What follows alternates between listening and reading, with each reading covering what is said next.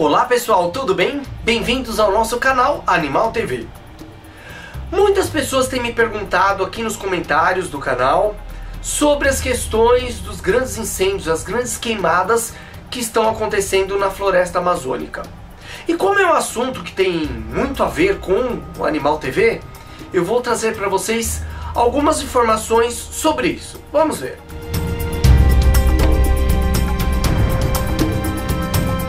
A Amazônia é um dos biomas do Brasil. Biomas são regiões no Brasil e no mundo todo, né? Regiões diferentes, né? Com características diferentes de plantas, animais e por aí vai. Nós temos aqui a Mata Atlântica, o Cerrado, os Pampas, que é no Rio Grande do Sul, lá no sul do Brasil, a Caatinga, o Pantanal, a Amazônia, e muitos também incluem como bioma a zona costeira. Todos esses biomas têm a sua importância, especialmente para os animais que vivem nesses ambientes. A Amazônia abriga 10% das espécies de animais da Terra, ou seja, a cada 10 espécies que existem no mundo, uma espécie vive na Amazônia. Além disso, a Amazônia é a maior floresta tropical do mundo e um ecossistema riquíssimo em biodiversidade. Isso significa diversidade de vida, de grupos e espécies de animais. Algumas espécies foram descobertas lá recentemente, como o sagui dos munduruku, e é bem possível que esse animal exista somente em pequenas regiões da floresta, algumas dessas regiões sob a ameaça do fogo. E aí, já temos um ponto muito importante sobre a floresta amazônica para os animais, porque nesse bioma o fogo não é natural. Alguns biomas pelo mundo todo, como algumas florestas nos Estados Unidos, o Cerrado, que é um bioma aqui brasileiro, ele é adaptado, esses biomas são adaptados para o fogo.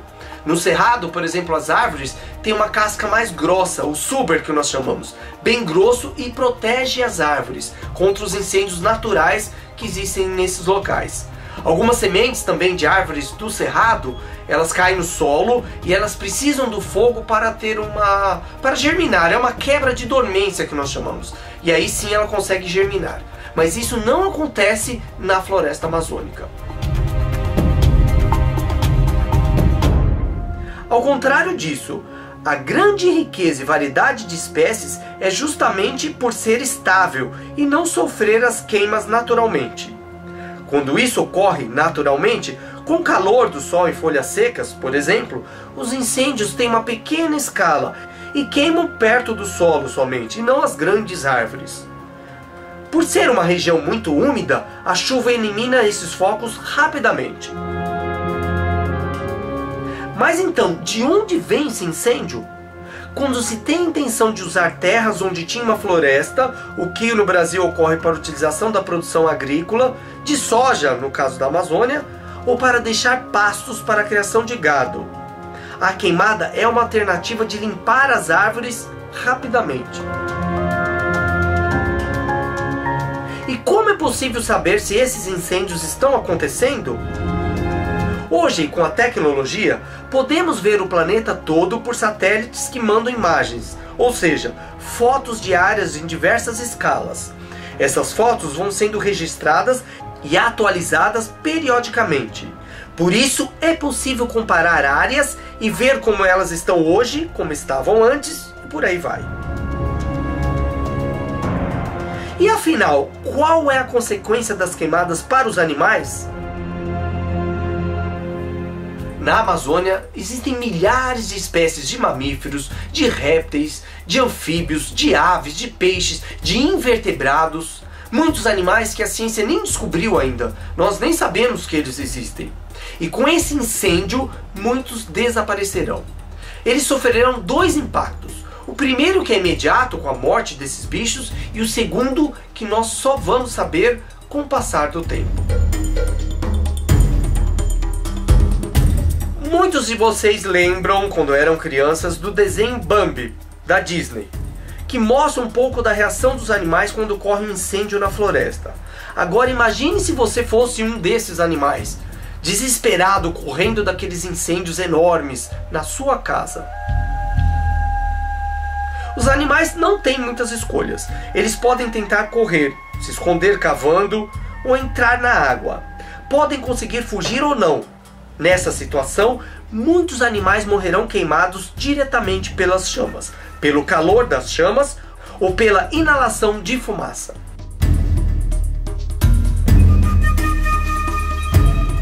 As suçuaranas, onças pintadas, veados e outros animais velozes e grandes podem até escapar.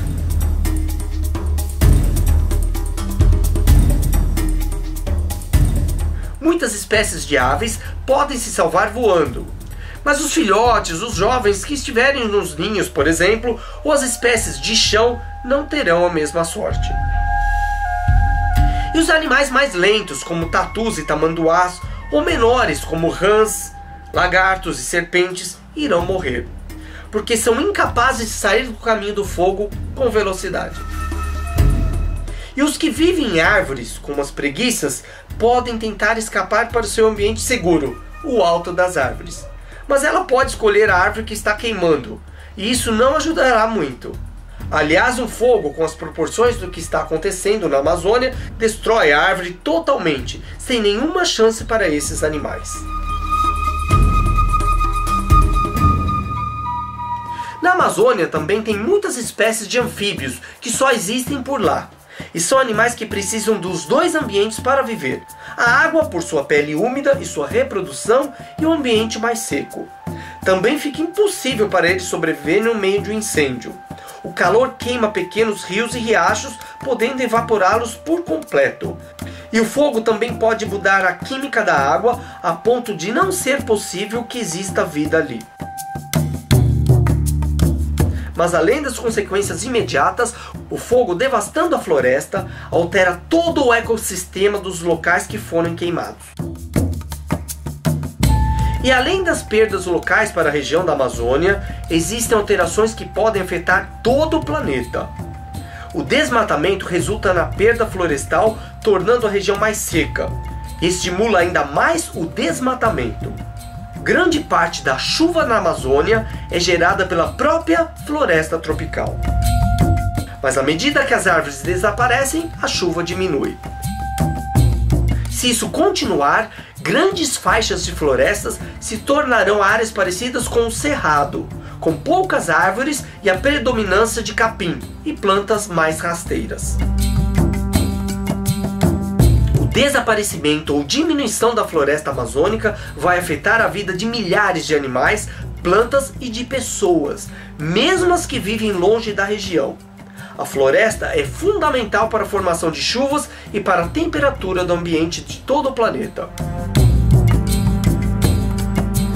Toda a região amazônica necessita urgentemente de fiscalização, investimento em saúde e educação para as pessoas que vivem ali, investimento em tecnologia, claro, respeitando as populações tradicionais, e punições severas para as pessoas que destroem esse patrimônio biológico.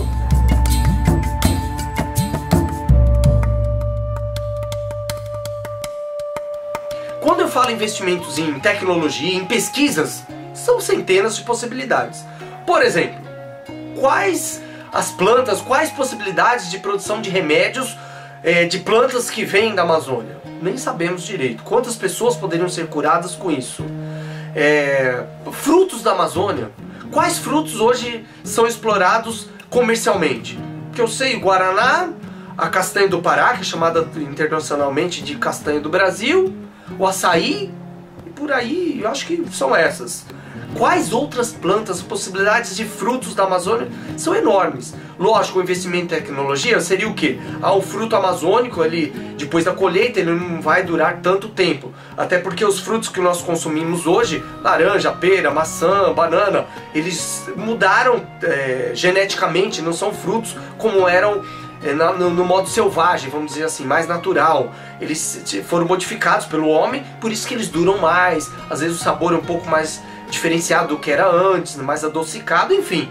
São pesquisas tecnológicas que deram possibilidades para esses frutos serem mais comerciais. Mas quantos frutos amazônicos poderiam ser aplicadas essas tecnologias, essas pesquisas, para eles serem mais comerciais, e as populações dessa região seriam gratificadas com isso, né? Teriam uma possibilidade maior de produção. Enfim, é uma ideia só. Então existem milhares de ideias, de centenas de ideias que poderiam ser aplicadas como tecnologia, como pesquisa na Amazônia. Acho que isso muito pouco explorado. Outra ideia, o turismo. O potencial turístico da Amazônia é enorme. Qualquer região, qualquer país que a gente vai visitar, assim, muita gente gosta de ver o patrimônio natural daquele país. Muitos países investem nisso. A Costa Rica, por exemplo, lógico, é um país bem menor que o Brasil, mas tira o turismo, é uma grande renda do país. Vários países africanos também. A África do Sul explora bastante seu turismo ecológico, com safaris, e a Amazônia seria um potencial enorme para isso. Enfim, são várias ideias que eu estou pontuando aqui, mas várias possibilidades. Com certeza a Amazônia tem um potencial enorme para isso. Não tenho dúvidas disso.